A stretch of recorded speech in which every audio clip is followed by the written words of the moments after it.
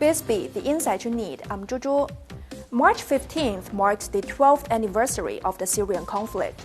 Over the past 12 years, the U.S. has continuously provided economic and military support to the Syrian opposition groups, bringing huge disasters to the Syrian people. In September 2014, the U.S. expanded the scope of airstrikes on extremist organizations to Syria. Since then, many innocent people were killed by the U.S.-led airstrikes. According to the United Nations, more than 350,000 Syrians have lost their lives in the conflict.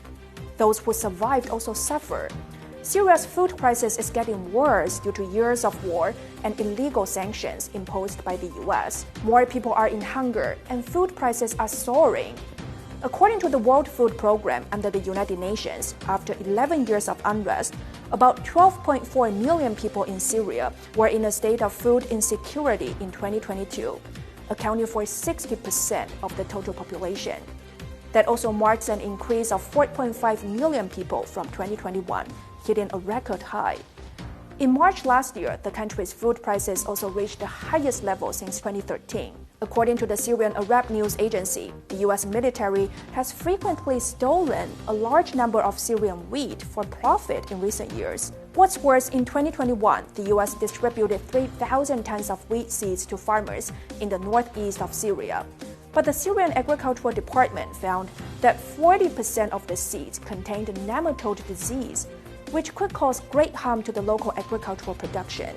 Moreover, without the permission of the Syrian government and authorization of the United Nations, the U.S. deployed illegal troops in the area controlled by the anti-government Syrian Democratic Forces supported by the U.S. in 2015. The troops claimed to protect the oil field in Syria, but instead, stealing those oil and other survival resources day after day and transfer them to Iraq for profit.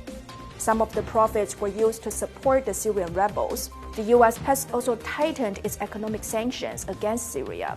In December 2019, then-President Donald Trump signed the Caesar Syria Civilian Protection Act, expanding the scope of sanctions to almost all areas of Syria's national economy. In December last year, the Syrian Ministry of Foreign Affairs wrote to the Secretary General of the United Nations and the President of its Security Council, accusing that the illegal U.S. military troops and the opposition armed forces supported by the U.S.